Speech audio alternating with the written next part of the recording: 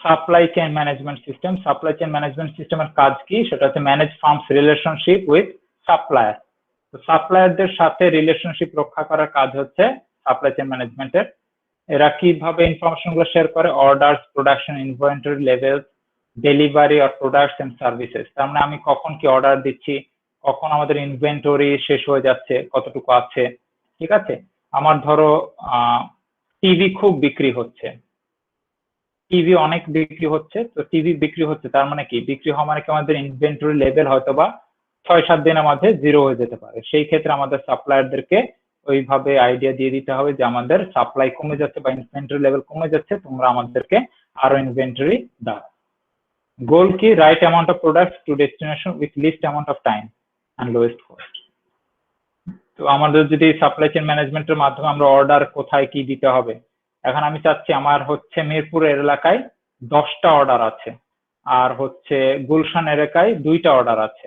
তার মানে কি আমি কি 10টা অর্ডারকে আলাদা আলাদা ভাবে দিব? মিরপুর এলাকার যে অর্ডার গুলো আছে তাকে তো আমি একবারই দিয়ে দিতে পারি, তাই না, একটা ডেলিভারি ম্যানকে। আর গুলশানে যে 2টা অর্ডার আছে সেটা আর একটা ডেলিভারি ম্যানকে দিয়ে দিতে পারি।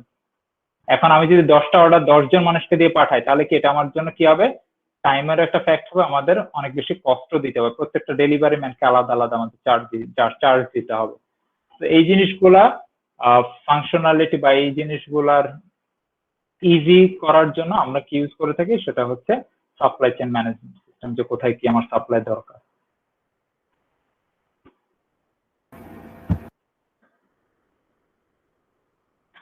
তারপরে আসতেছে যে কাস্টমার রিলেশনশিপ ম্যানেজমেন্ট সিস্টেম। তো কাস্টমার রিলেশনশিপ ম্যানেজমেন্ট সিস্টেম সম্পর্কে আমরা সবাই জানি। আমরা যখনই বিভিন্ন গ্রামীণ ফোন কল সেন্টারে ফোন দেই, তা সেটাকে আমরা কি বলি?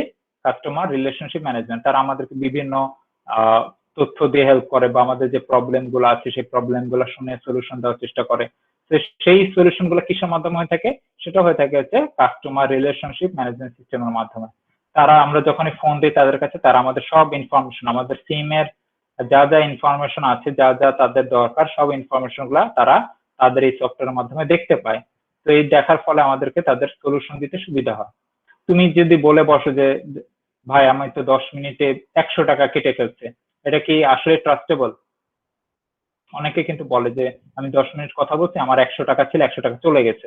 Is it really trustable? এটা কিন্তু কাস্টমার ম্যানেজমেন্ট সিস্টেম তারা কিন্তু দেখবে আগে যে আসলে কি 10 মিনিটে 100 টাকা কেটে ফেলছে কিনা। যখন দেখবে যে না আসলেই কেটে ফেলছে, তখন তারা বলবে যে হ্যাঁ উই আর সরি, আমরা দেখছি কি করা যায়।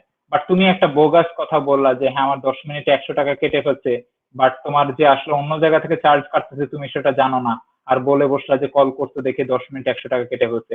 এটা কি ওরা এটা আগে দেখবে সিস্টেম থেকে, কাস্টমার রিলেশনশিপ ম্যানেজমেন্ট সিস্টেম থেকে দেখবে, দেন সেই হিসাবে তোমাকে কোনো সলিউশন দিবে। নেক্সট আসতেছে হচ্ছে কি knowledge management system. Knowledge management সিস্টেমের কাজ কি? Support processes for acquiring, creating, storing, distributing, applying, integrating knowledge. তো আমি কিভাবে কোনটা কি করতে পারবো, প্রোডাক্ট কিভাবে আমি অ্যাকোয়ার করতে পারবো, কিভাবে স্টোর করব, কিভাবে ডিস্ট্রিবিউট করবো, এই নলেজ গুলোর কাজ দিয়ে থাকে, বা এই নলেজ গুলো নিয়ে কাজ করে থাকে নলেজ ম্যানেজমেন্ট সিস্টেম। তো এটার এক্সাম্পল কি? How to create, produce, distribute products and services. যেমন কোন ওয়েতে গেলে আমাদের সুবিধা হবে, কোনটাতে কস্ট কম হবে, কোনটা কোন ভাবে আগালে আমরা প্রফিট বেশি রাখতে পারবো, কিভাবে আমরা সাপ্লায়ারদেরকে হ্যাপি রাখতে পারবো, কোন সাপ্লায়ারদের কাছ থেকে আমার প্রোডাক্টটা নিলে ভালো হবে। তো এই জিনিসগুলো হিসাব রাখা হচ্ছে knowledge management system. Collect internal knowledge and experience within firm and make it available to employees. তারপর আমরা বিভিন্ন এমপ্লয়ীদের কাছ থেকে, ধর একজন তোমার কি আছে এক্সপিরিয়েন্স কোনো এমপ্লয়ার আছে বা আছে কি বলে এমপ্লয়ি আছে, সেক্ষেত্রে কি করতে পারো? তাদের কাছ থেকে তুমি ইনফরমেশন গুলা নিয়ে, ইনফরমেশন গুলা ইউজ করে তুমি অন্যান্য যে আমাদের ইনএক্সপেরিয়েন্স এমপ্লয়ি গুলো আছে তাদের কাছে তুমি সেগুলো শেয়ার করতে পারো।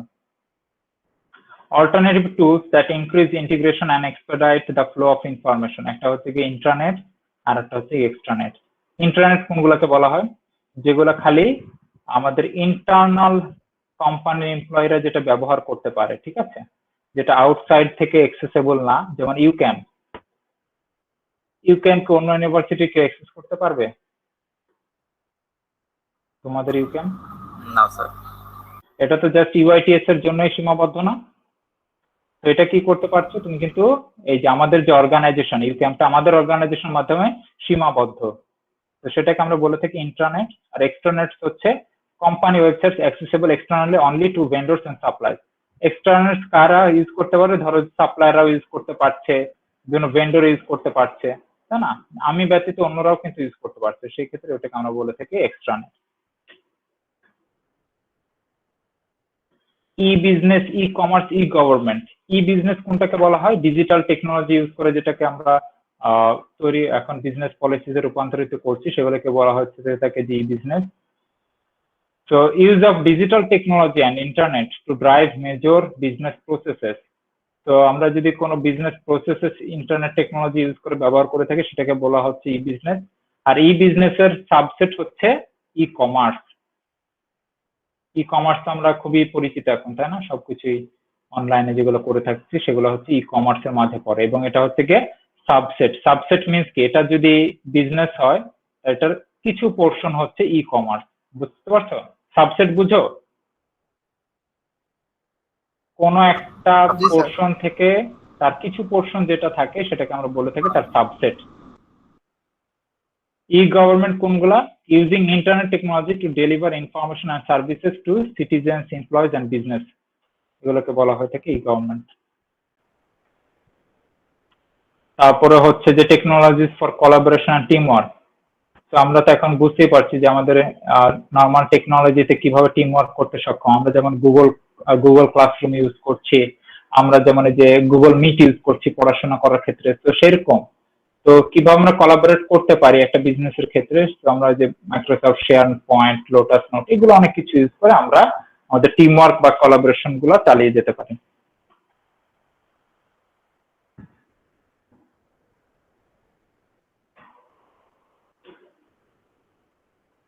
তো এখানে কিছু কোয়েশ্চেন দেওয়া আছে, কোয়েশ্চেন গুলার অ্যান্সার তোমরা খুঁজে বের করবে। The one consulting firm has predicted that video and web conferencing will make business travel extinct. Do you agree or not? Why or why not? ঠিক আছে, এগুলো হচ্ছে বিভিন্ন তোমার মেন্টাল কোয়েশ্চেন, যে তোমার কাছে কি মনে হয়। তো সেগুলোর পিছনে তোমার লজিক বিল্ড করতে হবে, মানে আর্গুমেন্ট দিতে হবে যে হ্যাঁ এটা হলে এটা হবে, এটা না হলে এটা হবে না। Got it?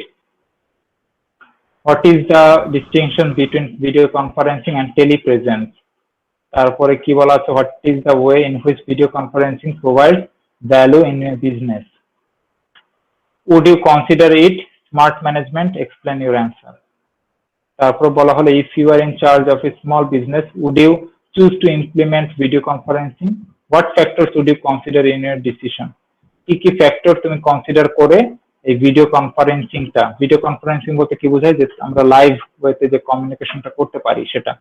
কেন, কোন ফ্যাক্টর গুলো তোমার কাছে মনে হচ্ছে যেটার জন্য আমার মনে হচ্ছে যে তুমি একটা তোমার অর্গানাইজেশনে ভিডিও কনফারেন্সিং অ্যাড করতে চাচ্ছ?